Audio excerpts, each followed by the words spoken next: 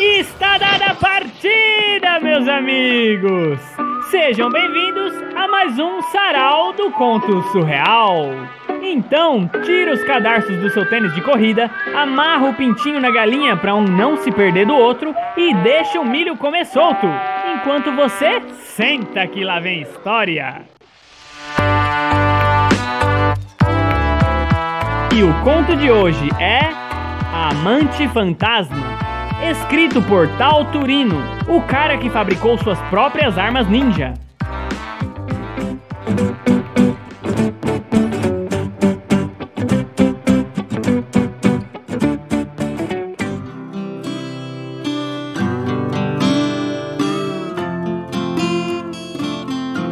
Raulino nasceu numa cidade muito pequena no extremo oeste da Cidade dos Presidentes. Era uma cidade tão pequena, que todas as pessoas não só se conheciam muito bem, como tinham algum grau de parentesco. Todo mundo era filho de alguém, tio ou tia, compadre ou comadre. O único que não era parente era o padre Zé Fino, que viera transferido da cidade grande para ser o pastor daquele grande rebanho familiar. Raulino nasceu nessa cidade e cresceu nela até completar seus 22 anos. Ele sempre foi um menino franzino e alto. Era mais alto que a média da sua idade. Tinha o cabelo ruivo como o do pai e usava um óculos de aro preto e lentes fundo de garrafa. Seus dentes eram bem tortos e pareciam uma serra do Rio do Rastro. Mas tinha um grande sonho: sair da cidade onde sempre morara para uma cidade maior e com mais oportunidades. Devido à sua timidez latente, ele nunca tivera uma namorada, mas sentia uma atração profunda pela sua professora Cibele, uma mulher curvilínea, extremamente recatada e religiosa, devota de Santa Escolástica. Quando Raulino fez seus 22 anos e percebeu que aquela pacata cidade não teria mais nada a lhe oferecer e que sua professora Cibele nunca lhe daria moral, ele resolveu juntar seus trocados que conquistara vendendo geladinho de porta em porta para passar uns dias até achar um trabalho que lhe desse uma renda fixa para sustentá-lo. Era um dia quente de janeiro e ele se sentia super empolgado para desbravar um novo lugar no mundo e realizar seu sonho de viver a vida, coisa que para ele, com sua criação castradora, parecia surreal. Mas ele enfrentou essa barreira mental e colocou o pé na estrada, literalmente, visto que não tinha carro, nem moto e muito menos uma bicicleta, porque fora uma criança tão tímida e tão castrada que nunca se aventurou a aprender a pilotar qualquer que fosse o veículo com rodas. Ele saiu antes do sol nascer, juntou um lanche na cozinha da casa dos pais, uma garrafinha com água, deixou um bilhete para os pais para evitar que eles se preocupassem com a sua aventura e saiu praticamente sem rumo pelas ruas da cidade, até chegar à estrada. Nessa caminhada, ele só encontrou o jornaleiro e o Sr. Kizira, seu tio-avô que acordava muito cedo para varrer sua calçada, já que era um costume seu já há muito tempo. Pegou a estrada e andou. E como a cidade onde morava era muito longe de tudo, demorou o dia todo para chegar numa pequena construção, de formato bastante rústico, com as paredes bastante descascadas, as portas bastante velhas e com aparência bastante sombria. Mas ele precisava parar. Estava exausto e com vontade de mijar e cagar. Sua educação não o permitia fazer isso no relento da estrada.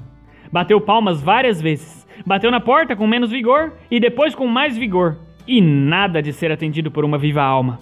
Devido a estar em situação precária de aperto geral, resolveu abrir a porta, que se abriu antes mesmo que ele pegasse na maçaneta, com um rangido assustador. Mas ele nem esquentou a cabeça, só pensava numa privada limpa para despejar seus líquidos e sólidos internos. Quando entrou, avistou uma sala bastante antiga, mas bastante aconchegante, com papel de parede bastante velhos e caindo. Mas sua mente ainda estava fixamente preparada para achar o maldito banheiro, que encontrou à sua esquerda. Com azulejos brancos encardidos pelo tempo e um vaso sanitário também branco, mas com um aro quase vermelho ao redor do pouco de água que tinha no fundo. Não pensou duas vezes, arriou suas calças e decolou naquela privada, pesado como um avião de carga. E soltou tudo que lhe estava preso, fazendo barulhos estrondosos, quase desumanos. Foi quando percebeu a presença de uma banheira ao seu lado direito, estilo medieval, toda branca, com torneiras douradas e um ar intrigante, porque dela saía uma fumaça e um barulho de bolhas de sabão explodindo no ar.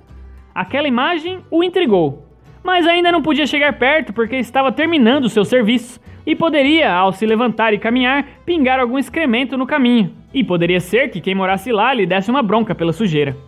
Assim que ele se sentiu completamente aliviado de sua pressão interna, olhou novamente para a banheira e dela viu sair uma linda mulher que estava submersa dentro da água. Ela saiu completamente nua, com um corpo violão que fez seu coração estremecer. Ele jamais chegara tão perto de uma mulher nua, e muito menos com ele sem calças cagando na privada. Mas ela não se importou com o cheiro de bueiro aberto que ficou o recinto. Olhou com olhos cor púrpura para o pobre Raulino e foi em sua direção com o corpo pingando sabão, água e fumaça.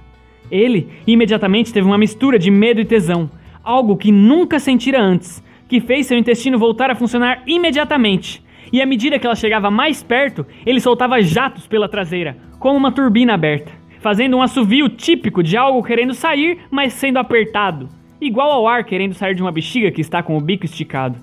A moça não se importava com nada disso. Caminhava decidida na direção do Raulino de forma muito sexy e voluptuosa, até que ele conseguiu se controlar. Como um raio pegou um pedaço de papel higiênico e como um ninja se limpou, para que menos vexame pudesse passar. Ela era linda demais. Ele se apaixonou na primeira olhada. Tinha uma forte lembrança da professora Cibele, mas no auge da sua idade. Isso fez com que seus olhos não conseguissem piscar. Ficou vidrado e extasiado com a imagem. Nem passava na sua cabeça algo menos que estar com ela e tê-la em seus braços. Ela chegou perto, colocou seus braços finos e lindos nos ombros de Raulino e sentou-se confortavelmente no seu colo. Ele nem sabia o que ela estava fazendo, mas ele, na sua virgindade infantil, não queria que aquilo parasse, e muito menos que fosse um sonho. Raulino não pensou em mais nada. Agarrou a moça. Nem mesmo perguntou seu nome porque ela estava submersa naquela banheira. E porque ela, tão linda, estava sobre ele, um rapaz tão franzino e sem graça. Levou ela de volta para dentro da banheira, que continuava saindo fumaça, e mergulhou com a maior empolgação possível, mesmo não sabendo o que fazer e nem por onde começar. Assim que mergulhou, sentiu seu corpo arder de forma além do que poderia suportar, mas não tinha como voltar atrás. Viu que seu corpo estava se desintegrando dentro da banheira e percebeu que aquele líquido era nada mais nada menos que ácido sulfúrico e que não teria mais como sair daquela armadilha. Então, resolveu curtir os últimos momentos com aquela que seria a mulher da sua vida. Até que sobraram apenas seus dentes, a única coisa que o ácido não consegue derreter. Esse foi o fim de Raulino e de sua experiência além da pequena cidade no extremo oeste dos Presidentes. Curta, mas intensa, assim como o ácido sulfúrico puro.